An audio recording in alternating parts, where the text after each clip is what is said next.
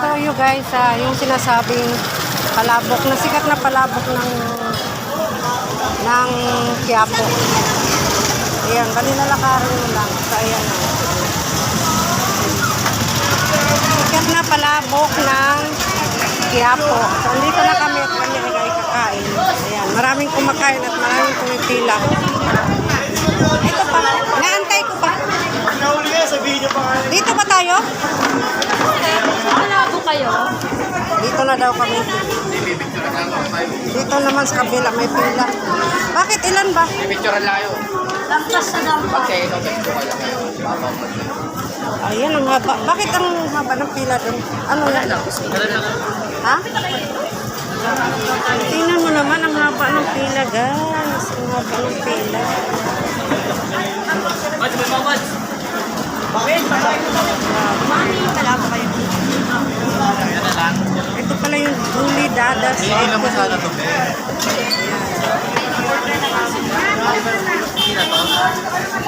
Napakahaba ng pila. Pero dito na lang kami sa nakakaupo kami na maayos. Dito na tayo. Parehas lang ba yan? Parehas lang ba yan? Parehas lang. Dalawa kayo. Okay, ano may ilan na yung nalabas? 6 na nga yung nalabas. Na-order na nga tayo. Ilan tayo kung gano'n na pala? 6 na pala. 6 na daw eh. Oh, abo.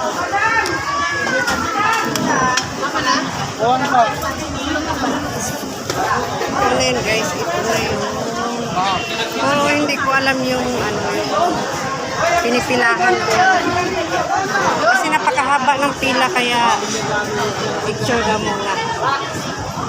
Ang sikat talaga yan. Yan.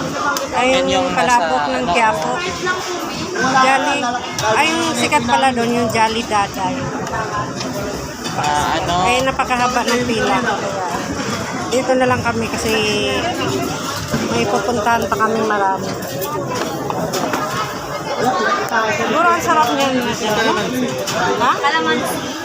Baka ibang sarap dyan kasi pinipilahan. Sila tatlo. Ito kasi, may mga vlogger na kasi na pumunta dito. So, parang mas na-advertise lang. Ayun doon. Kasi hanggang doon At yung... saka parang sila ang una dito. Grabe ang haba ng pila. Pero dito na lang kami kasi may pupuntahan pa nga kami.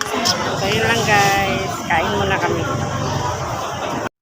So ito na ang masarap daw na palabok dito sa Quiapo. So hindi ko pa natitikman guys. Papakita ko lang sa inyo kung ano yung itsura. So ayan.